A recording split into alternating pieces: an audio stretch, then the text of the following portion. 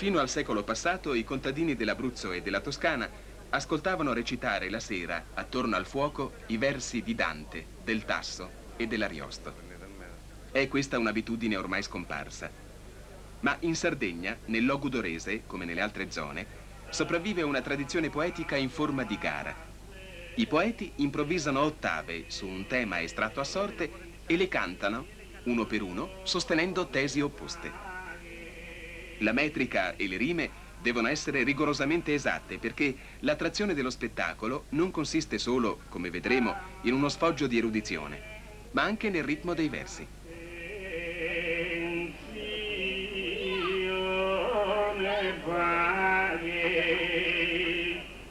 Lei quante gare sostiene in un anno all'incirca? 70, 80, 90, 100, più. In Sardegna? Sì. Soltanto in Sardegna? No, anche fuori.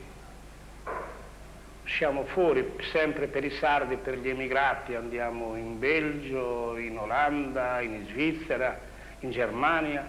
Beh, adesso ci hanno fatto un po' l'abitudine, ma nel primo tempo che ci hanno chiamato piangevano quasi tutti quando ci sentivano cantare. È la nostalgia della nostra terra, della nostra lingua che sente questa gente. Per loro una sera di gara in estero penso che non ci sia altro divertimento che possa giovare a questa gente quanto una sera di gara.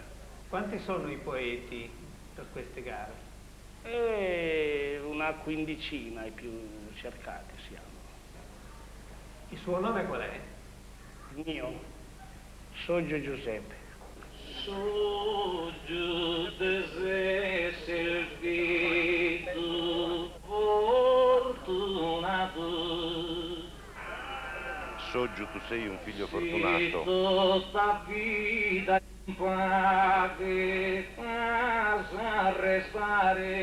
Se potrei restare tutta la tua vita in pace. In terra d'ognomine criato, dia da tie in sappa che imitare. E se in terra ogni uomo creato imitasse te nella Ma pace. te ho conto da te separato, cadevo a te ai strada a camminare. Ma io devo essere separato da te perché dovrò percorrere un'altra strada.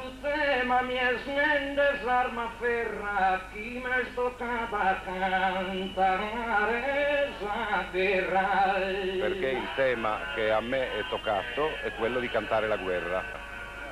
Ma come savaghi squisita in sadere la vita transitoria. Ma per me è squisita la pace in questa transitoria vita terrena. E non mi interessa la tua vittoria, né mi sento umiliato nella sconfitta. E non do alle armi importanza perché voglio pace, amore e fratellanza.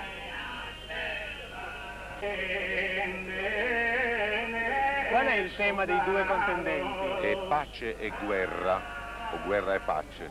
A Soggio è capitato come tema la pace e a Ziggy la guerra.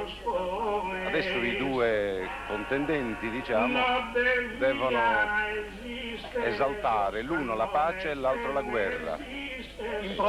Improvvisando, naturalmente, perché il tema è stato estratto un momento prima che essi cominciassero a cantare. Si concedono solo 20 minuti, possono tirare avanti per un'ora, un'ora e mezzo, qualche volta anche 2 o 3 ore. Quindi è un modo anche questo praticamente di fare un dibattito cominciando da più lontano che sia possibile.